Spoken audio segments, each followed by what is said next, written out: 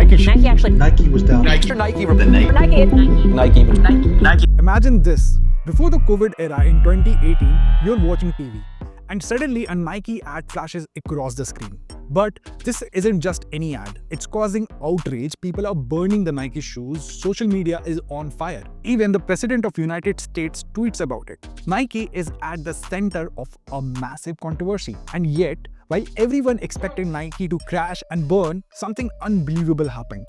Nike sales exploded by 31%. Stock prices surged by $6 billion. How the F is this even possible? How did a campaign that made people furious actually make Nike richer than ever? What was Nike's secret? Was this a risky gamble or a masterclass in marketing genius? And what powerful business lessons can you take away from this strategy? This is the story of Nike's most controversial marketing move, a campaign that defied all the rules, broke every expectation, and changed advertising forever. And trust me, what you are about to hear will leave you speechless. In today's story, we are diving deep into Nike's Dream Crazy campaign and the ad that caused a firestorm but turned into a billion-dollar victory for Nike. What made it so powerful? Why did it work when it should have failed? But what are the 3 golden lessons that you can apply to your business, your brand, or even your personal career? Stay with me because this isn't just marketing, it's psychology, controversy, and a genius all drilled into one. So, let's roll. Nike has grown to be one of the most prestigious, glorious, and greatest brands in the world. Nike Inc. was founded way back in 1964 by Bill Bowerman, who was a coach for the University of Oregon's track and field team, as well as Phil Knight, one of Bowerman's former students. And Nike's former name was Blue Ribbon Sports, which is currently headquartered in Oregon, USA. In 1978, the company was renamed as Nike Inc. and it went public 2 years later in 1980. The same year, Apple Inc. went public. Nike's marketing campaigns have been recognized throughout the world and have established new benchmarks in the industry. I have already covered a video about Nike's incredible win over Adidas during the Olympics of 2012, and I'll link it at the end of this video as well as the description below. Please do check out that phenomenal episode after this one. Well, on September 3rd, 2018, Nike launched a marketing campaign called Dream Crazy that created a massive hype for all the wrong reasons. This Dream Crazy campaign generated an enormous uproar in the social media community. In fact, individuals began to burn Nike sneakers and products to show their anger, which was followed by a series of misfortunes and a Twitter campaign to boycott the company. This ad got so controversial that even President Donald Trump sent out a tweet criticizing Nike for their commercial. On top of that, the media started to report on all this chaos, which gave the situation even more negative attention. But behind the scenes, something was cooking that few people noticed. While all of this drama unfolded, everyone thought that Nike's sales were going down the drain.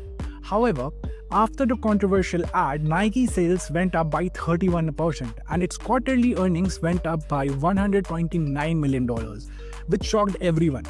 And as soon as this information became public, the stock prices of Nike increased by staggering 36%, resulting in a $6 billion surge in Nike's market value. The interesting question is, what was this commercial all about? How did Nike capitalize on this huge controversy to generate an additional $100 million? And more importantly, what are the most crucial lessons that we as business students and stakeholders must remember from Nike's brilliant marketing strategy? Before I proceed to discuss this story in greater detail, I would highly appreciate if you can subscribe for brand and business stories and case studies similar to this. You have hit home as we cover free and new business content tailored specifically to entrepreneurs, solopreneurs, content creators, small and medium business owners, students, and anyone else who is hustling and dreaming. Well, so click the bell icon to be notified as soon as a new story is published. After you have subscribed, please leave a comment, "I subscribed," and I would personally respond to all those comments. Now, getting back to the Nike story, it dates back to 2016 when there was several cases of police brutality against black people, and one of them was George Floyd case in 2020, which saw a huge backlash against the police in the United States. So back then, Colin Kaepernick, an NFL player, kneeled down during the national anthem as a protest against police brutality. The Black Lives Matter movement also gained momentum as a result of this action. Now, millions of people took to various social media platforms to share the thoughts on Colin Kaepernick, some of which were positive, while others were less so.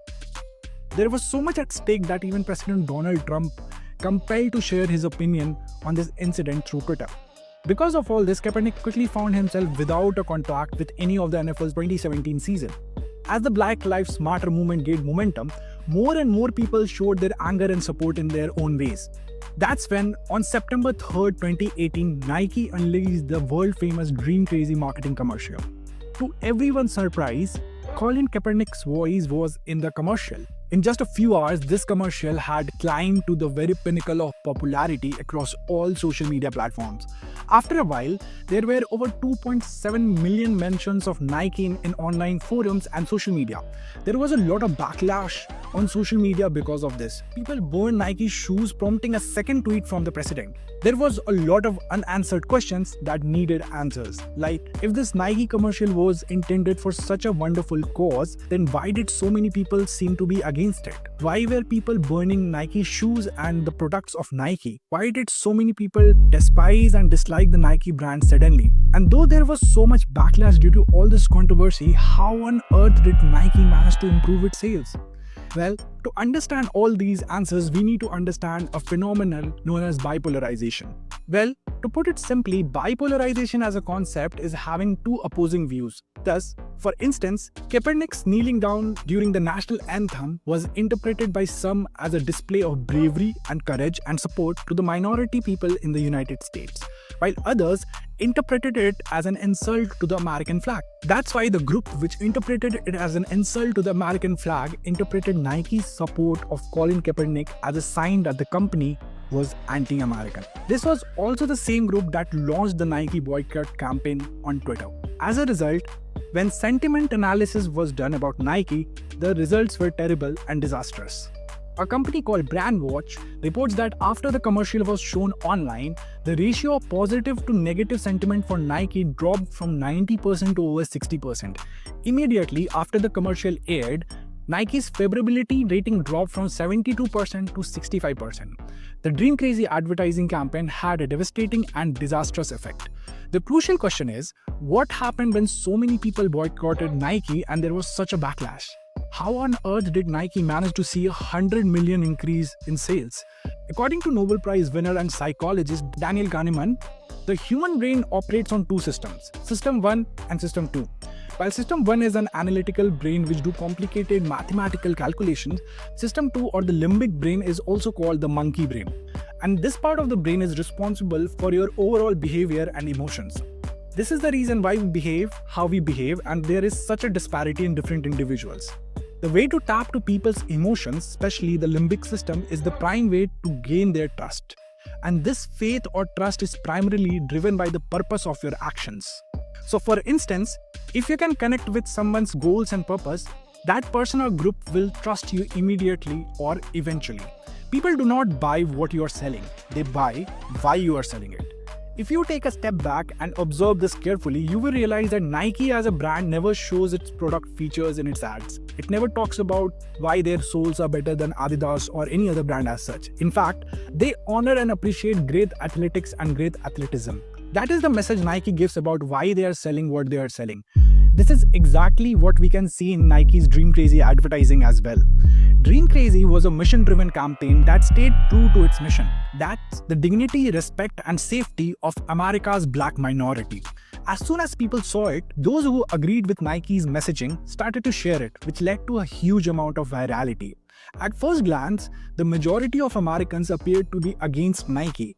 A closer examination of the data and numbers reveals an entirely different story. Research shows that while 13% of Americans consider themselves to be African American, 18% of Nike's customer base is made up of African American origin. Additionally, 16% of Americans are of Hispanic or Latino origin. They make up 19% of Nike customers, while Asians make up 3% of the population of America but 5% of Nike's customers, while white makes up 75% of the US population but only 57% of Nike customers are white. Therefore, 43% of Nike consumers were more likely to connect with and empathize with the message when Nike launched the campaign supporting the minorities in US. Nike claims a sizable minority of its white customer base supported Colin Kaepernick. Secondly, research by some of the most prestigious marketing companies in the world has shown that marketing with a higher purpose is the most successful strategy to connect and target millennials and Gen Z.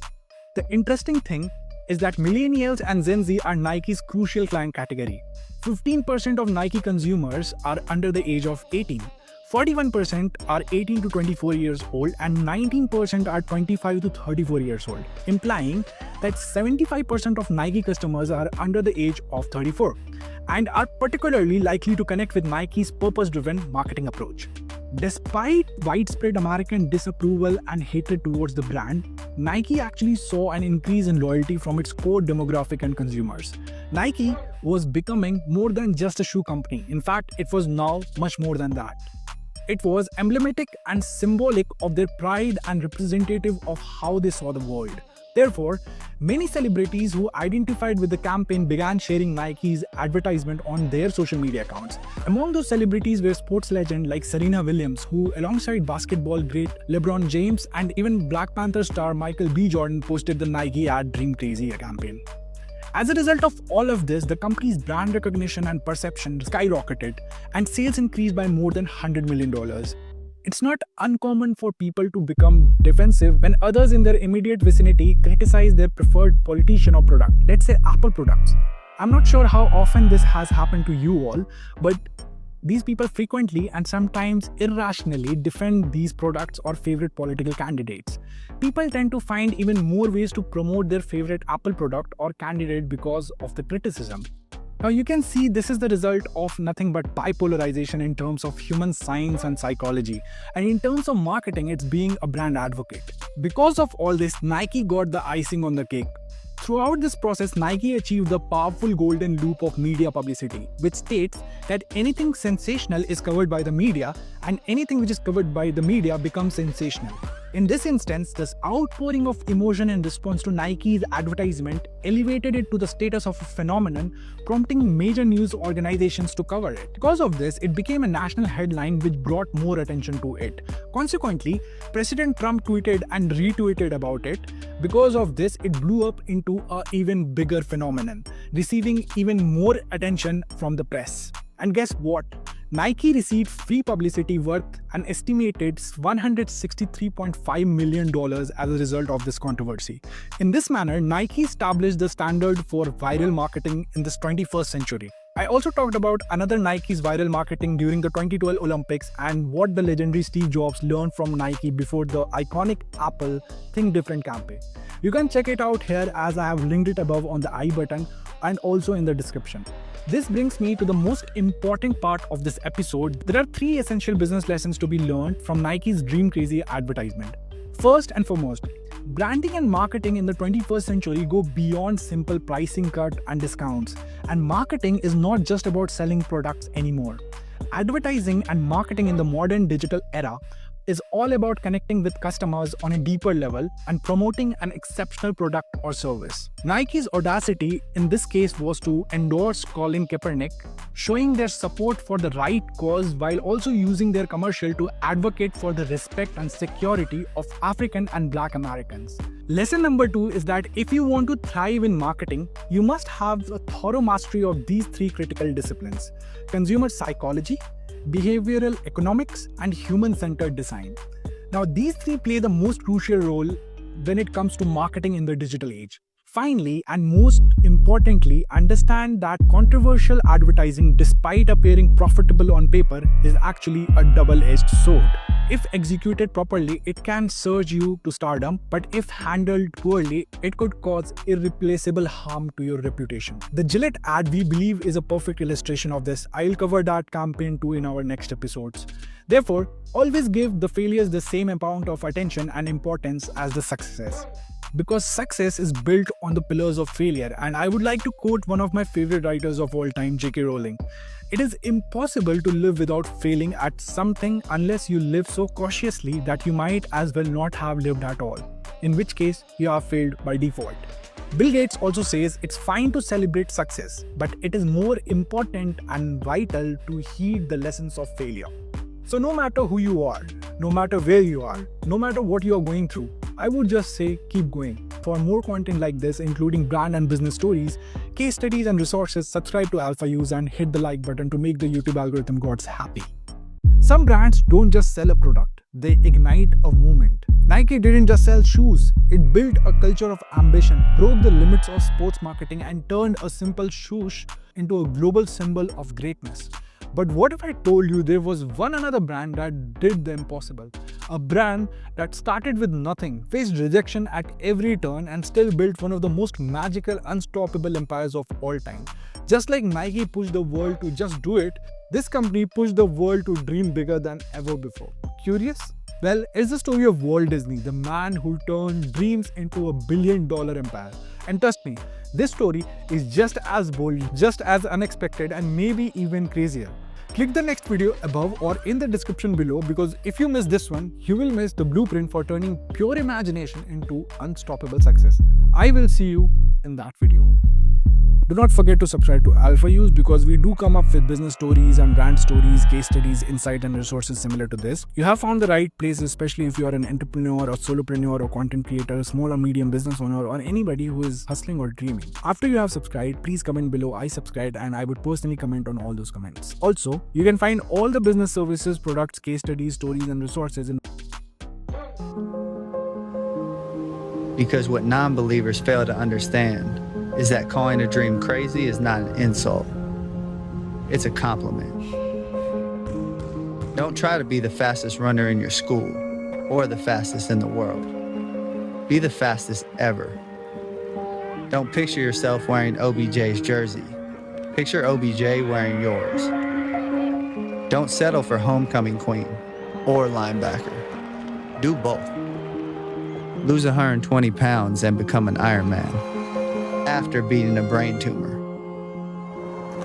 Don't believe you have to be like anybody to be somebody. If you're born a refugee, don't let it stop you from playing soccer for the national team at age 16. Don't become the best basketball player on the planet. Be bigger than basketball. Believe in something, even if it means sacrificing everything. When they talk about the greatest team in the history of the sport, make sure it's your team. If you have only one hand, don't just watch football, play it at the highest level. And if you're a girl from Compton, don't just become a tennis player. Become the greatest athlete ever. Yeah, that's more like it. So don't ask if your dreams are crazy. Ask if they're crazy enough.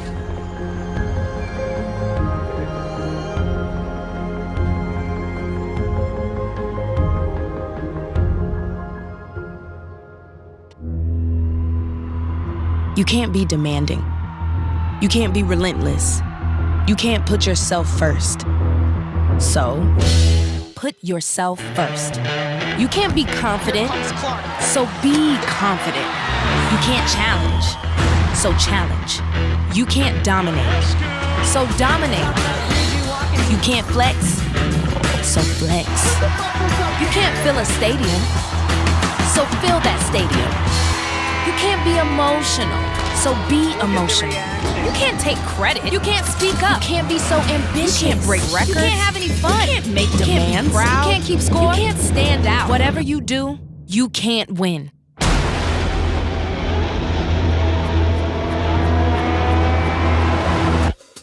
So win.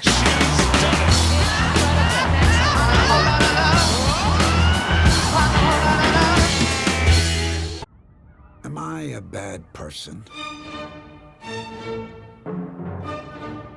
Tell me, am I? I'm single-minded. I'm deceptive. I'm obsessive. I'm selfish. Does that make me a bad person? Am I a bad person? Am I? I have no empathy. I don't respect you. I'm never satisfied. I have an obsession with power.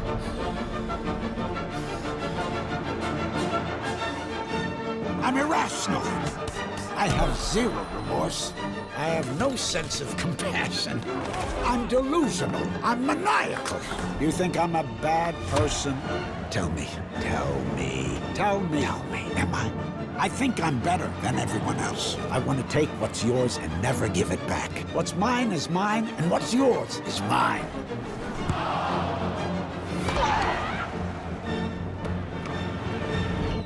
Am I a bad person?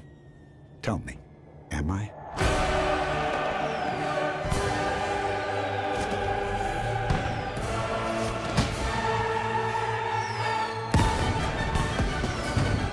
Does that make me a bad person?